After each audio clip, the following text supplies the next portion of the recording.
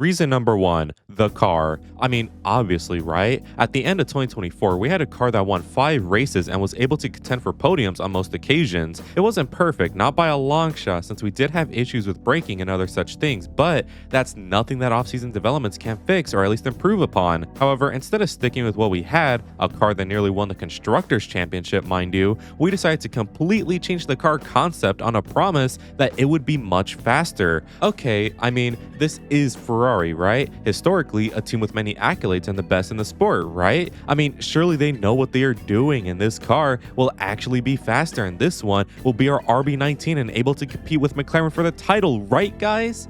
I mean, what was the point? Even if the new concept was so much faster than the last, you had only 3 months to perfect the car, which, by the way, the team isn't even working on most of those days. I mean, just why? And the sweet red cherry on top from the finest roots, the car's issues only got worse. The braking issues became much more substantial, the suspension is cooked, the big bad light coast. Every race there must be lift and coast because the brakes fail at the sight of braking. You know, their only job. I mean, Jesus Christ, guys. When the car is fast, it is really damn fast, but it's at the cost of it being extremely inconsistent, and it also kind of doesn't matter because the issues with the car are essentially on a race-by-race basis. So even if the car is like 30 seconds ahead of the field, we'll still likely lose the race because we need to constantly lift and coast. What a sick joke. Reason number two, the team. The team have made so many mistakes this season. This entire season surely has to be in the highlight reel of Ferrari's mistakes. I'm not going to mention specific names here since don't worry, they get their own section. So I'm just going to run you through the team's mistakes this season. And if I miss some, well,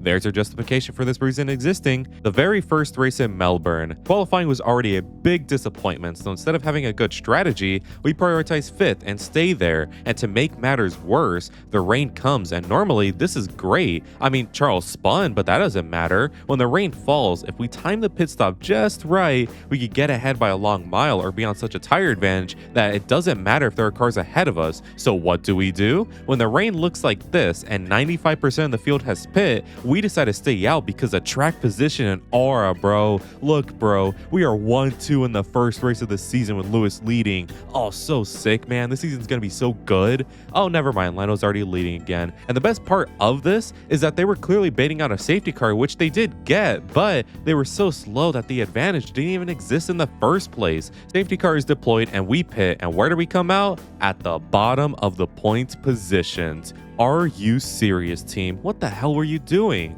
Maybe baiting for a red flag, but like the rain was going to stop in like 2 minutes. Surely you had to know, right? I don't know. I wouldn't be surprised if their weather radar is the old hand method, so I'm just gonna move on. Oh, I just checked and I ranted on for a while about that one race. Well, whatever. That one race killed all hope I had for the team in the entire season, which seemed to be the correct choice because I don't know how I could handle the failures in China, Miami, Imola, Canada, Britain, Hungary, Netherlands, Monza, Singapore, Brazil, and probably much more. What a sick joke. Reason number three, Fred Vasseur. Here we go. I had so much hope in 2023 and some parts in 2024. Vasseur always had his issues like a lack of accountability and such, but it is undeniable he made good changes in the team. The strategies became good for the most part. The development cycle was improving. He made that dogshit Benotto SF23 into a beast by season's end. The team won 2 races in the early part of the year in 24. Truly, it was looking very bright. But then he just fell off.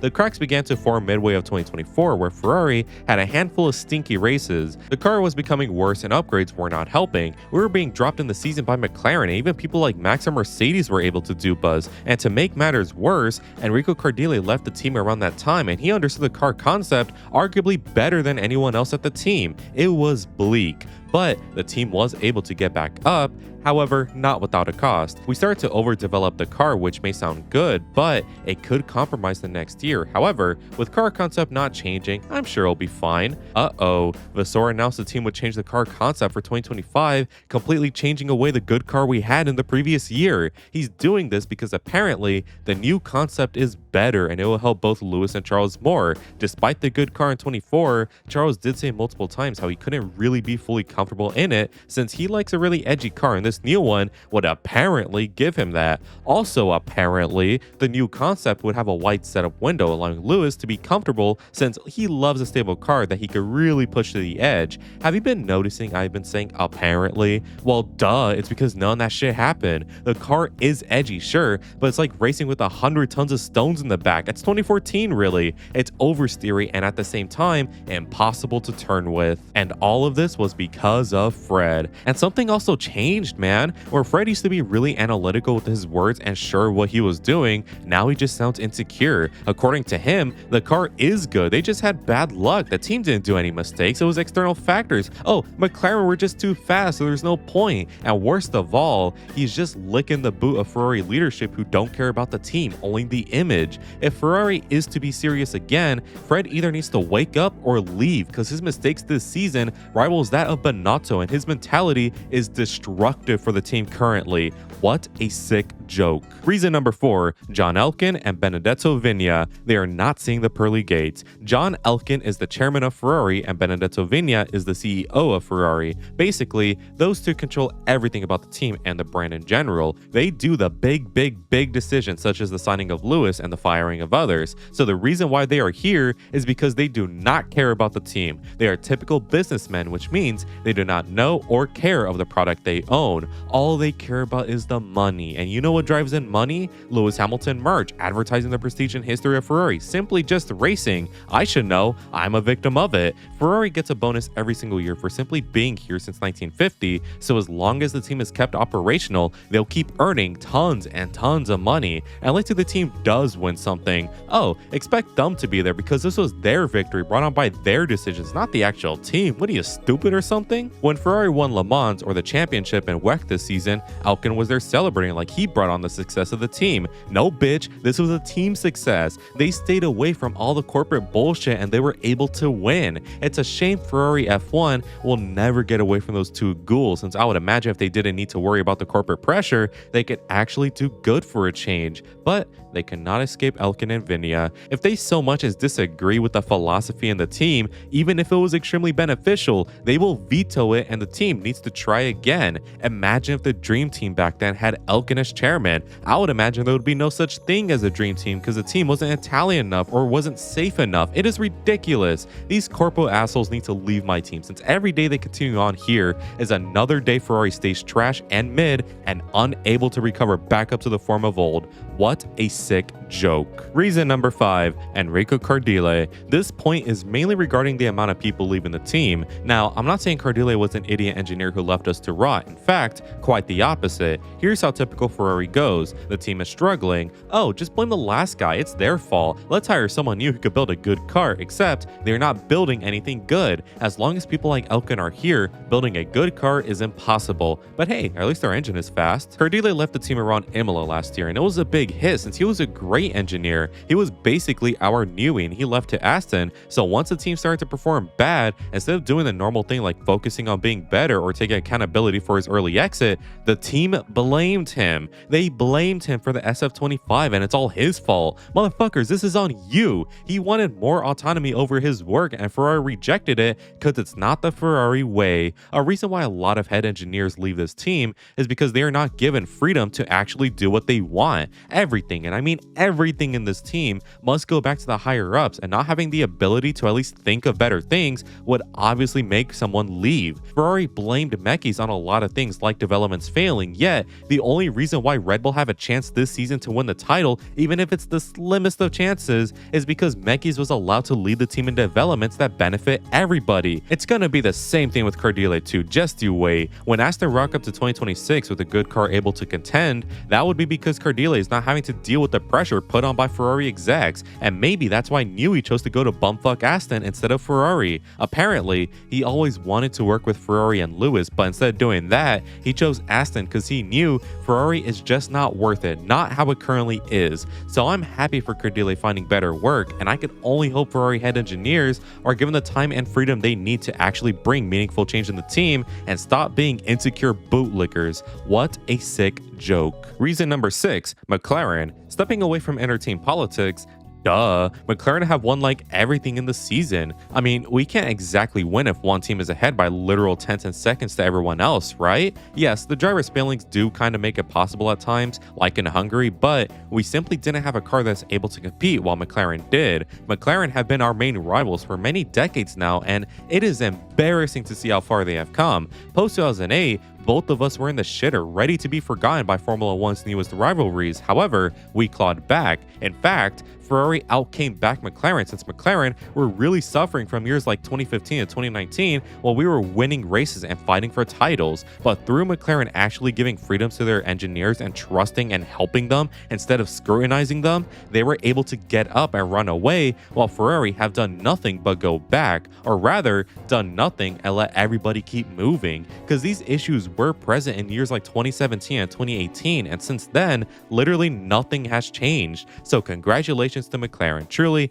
y'all deserve it, because Lord knows this horrible red team led by John Elkann will just sit back and complain all day without actually doing anything to try and fix the team. What a sick joke. Reason number 7, the hiring of Lewis Hamilton. Now, before you say it, Lewis himself is not a problem. We're talking about statistically and talently the GOAT of F1. He is not a problem, okay? The problem was the necessity of the move. I am a critic of Carlos Sainz. I genuinely think he is very overrated and his car preferences are so unique that it's a bad thing and unoptimal. However, was the millions it costed Ferrari to sign Lewis and drop Carlos necessary? Tell me, John Elkann. Couldn't we have used those funds elsewhere, like, you know, building a good car? I know the team has state-of-the-art facilities and an unlimited budget, but why not use the funds used to get Lewis to just make a good car? If keeping Sainz is the cost of having a good car that Charles and Carlos could be comfortable in, then I'm fine with that. Again, I don't think Lewis is bad this year, and in fact, I imagine I rate his season much higher than anybody else, but was it all necessary is my question. What a sick joke. Reason number 8, the World Endurance Championship. Now we're getting into the cause and effect portion of the video, and I want to begin with WEC. The Ferrari team in World Endurance have been nothing short of amazing. Ever since they came back, they have won Le Mans every single time along with a couple of races, but this season was the first time they were actually ridiculous. They won the majority of just everything this season and were crowned champions in Bahrain. This was amazing. However, it has led to out-of-touch bozos like a certain Adolf Elkann to saying the brain-dead take of, oh, well, if Ferrari win in WEC, why not in F1? I'm sure many of you have read the Elkann stuff a couple days ago where he blamed the drivers for the failures this year and also compared the team to the WEC team. Look, to a bumbling toddler who was just born, this makes sense, but WEC and F1 couldn't be any more different. For starters, BOP. BOP, or balance of performance, is basically the rule that teams have to change race by race to adjust their performance so no one team is too dominant. And while this rule may sound good, it is so extremely flawed, because if it did work as intended, how did Ferrari win so much this season? Toyota got an anal prolapse from this rule all year long, same thing with Porsche, while Ferrari seemed to never really be impeded that much. This allowed them to run away and win and lead to bozos like Elkann comparing the two. You see the issue? If we have a chairman who is comparing WEC and F1, how the hell is the F1 team ever actually going to improve? He clearly doesn't even understand the series Ferrari competes in. Like, look at our leadership, dog. We are so cooked. What a sick joke. Reason number 9, Sergio Marchionne. Now, for those who don't know, Sergio Marchionne was the previous chairman of Ferrari and is the previous because he passed away in 2018. He had his issues for sure being chairman, but what he was a realist. If there were issues in the team, he went out to solve them. He cared about the brand through and through, and he wanted to see the team win just like all of us. However, he did pass away, and with his death, Ferrari needed a new chairman, and who did they choose? John fucking Elkann. I miss you so much, Sergio. I hope you're in a better place now and glad you don't have to see the shit show that Ferrari has become. What a sick joke. Reason number 10, ego. Being the most historic team on the grid and the best of all time would naturally make the team arrogant. And look, that's fine. We all have egos. They're in every single one of us, and it's up to us to ensure it doesn't take us over. Ferrari have been taken over. John Elkann and the such believe the team is too big to fail because it's Ferrari. We have an infinite budget. We get paid to race in F1. We have the facilities, the aura, but fails to realize there is so much that goes into success. Like I said, Thank God they weren't there to ruin the dream team, because something like that would have never happened had they been in charge. And for that fact, reason number 11, the dream team. I'm putting them here not because they literally caused us to fail, however Ross Brawn did create the 2022 Rega car, so maybe it's valid, but because they set an unrealistic expectation. Ferrari can indeed be good and fair. If the dream team were to exist today with current leadership, Rory Byrne would be restricted in his work along with Ross Brawn. The engineers would also be less motivated thanks to that. Michael Schumacher would have left the team for years now, and Jean Todt would have been sacked long before 2000. The reason why they were able to win the way they did was because of a little thing called freedom and collaboration. The team was a unit, and right now, Ferrari are multiple units that are really tiny and ineffective. So come on, Elkin, just resign. You know nothing. What a sick joke. Reason number 12, 9/11. On September 11, 2001, two towers in New York fell by terrorists not from Iraq, who were financed by other extremists not from Iraq, and were sheltered not in Iraq. So naturally, in their stupidity and bigotry, the American government invaded Iraq, which killed many citizens there and made the economy extremely tight. This resulted in the housing market collapsing and the banks failing in 2008, which impacted the entire world. This included Formula One and, of course, Ferrari. For the 2009 season, with many teams leaving the sport due to a lack of money and many teams barely having a car, Ferrari were garbage that year. This would lead the management to trying to replicate the amazingness of the dream team and failing each time, which subsequently led to John Elkann being hired. Congratulations, John Elkann. You caused 9/11. What a sick joke. Reason number 13, myself. I think I have a curse since every time I buy Ferrari merch, they have a horrible race. I got some merch from Miami and they sucked. I got some from Hungary and they sucked. I got some from Brazil and they sucked. Note to self, do not buy Ferrari merch in Vegas. I don't know what John Elkann is putting in the merch, but whatever it is, he should get fired for it. What a sick joke. So those were my 13 reasons why I hate my chud life. Why do I force myself to endure this? I know I have greater things in my life, but for some reason, none make me care as more as Ferrari. All I want is just to be proud of being a Ferrari fan, but year after year, my sanity keeps getting tested. I had so much hope after 2024, but I guess it's on me for thinking this team would actually allow themselves to be good and competent. Here's to 2026. Anyways, I want to give a quick shout out to all members of the flock for their continued support. And remember, if you want to see videos early and get some cool more benefits, make sure to join us since it also really helps me out. Anyways, if you enjoyed today's video, don't forget to like and subscribe for better content, and make sure to let me know in the comments what you think of this. And as always, have an amazing day. Good weather for the duck.